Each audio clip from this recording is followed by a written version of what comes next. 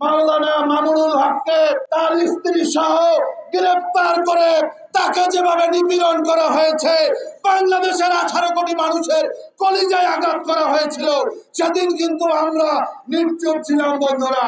আমরা দেখেছি বাবু বৈশ্বর চন্দ্র রায়কে হত্যার উদ্দেশ্যে হামলা করা হয়েছিল, সেদিন সনাতনীরা কোথায় ছিল? যেদিন বিশ্বজিৎকে কুপিয়ে কুপিয়ে হত্যা করা হয়েছে, সেদিন সনাতনীরা কোথায় ছিল?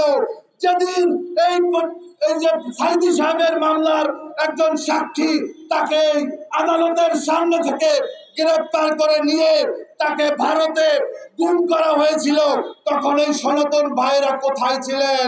আজকে বলতে চাই, আজকে ভারতে আরএসএস আর বাংলাদেশে হচ্ছে ইসকন। কথা পরিষ্কার, কোন আরএসএস এর কার্যক্রম বাংলাদেশে হতে দেব না আমরা। প্রয়োজনে আমরা আবারও 5 তারিখের মতো বাংলাদেশে আবার প্রেক্ষাপট সৃষ্টি হবে বন্ধুরা। আজকে আমরা এই সনাতনী ভাইদের বলতে চাই, আপনারা মহা আরামে আছেন, মহা আরামে আছেন বাংলাদেশে। আমরা পাহারা দিই মন্দির, আর আপনারা পূজা পার্বণ করেন। আমাদের হাজার হাজার ওলামায়ে কেরামদেরকে, মুসলমানদেরকে দাড়ি ধরে বোরকা টেনে তারপরে নিপীড়ন করা হয়েছে আওয়ামী লীগের সময়ে। আমরা কিন্তু ভারতের যে মুসলমানদের উপর অত্যাচার নির্যাতন করা হচ্ছে তা নিয়ে কিন্তু আমরা বেশি কথা বলি না, আমরা চাই না। তবে গতকালকে এই কলকাতাতে বাংলাদেশ ডেপুটি হাই কমিশনারের সামনে ডক্টর মোহাম্মদ ইউনূসের যারা ছবিতে অগ্নিসংযোগ করেছে, যারা জাতীয় শত্রু, যারা বাংলাদেশের পতাকায় অগ্নিসংযোগ করেছে, তারা বাংলাদেশের দুশ্মন।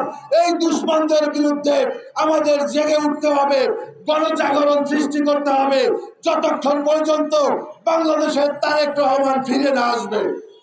আমি ডক্টর মোহাম্মদ ইউনূসের কাছে প্রশ্ন রাখতে চাই, আজকে 3 মাসের বেশি, 3.5 মাসেরও বেশি হয়ে গিয়েছে, তারেক রহমান বাংলাদেশে কেন আসেনি?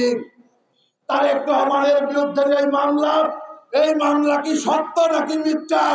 এই প্রশ্নের জবাব দিতে হবে আইনমন্ত্রীকে।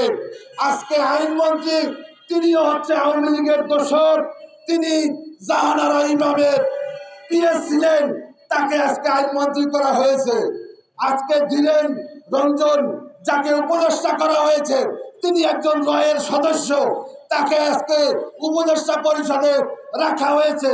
এদেরকে অবিলম্বে বাদ দিতে হবে। দেশপ্রেমিক, জাতীয়তাবাদী শক্তি, ধর্মীয় মূল্যবোধে বিশ্বাসী শক্তির সাথে পরামর্শ করে অতি দ্রুত এই উপদেষ্টা পরিষদ পুনর্গঠন করে আমাদের অর্জিত স্বাধীনতাকে আমাদের নিরঙ্কুশ করতে হবে।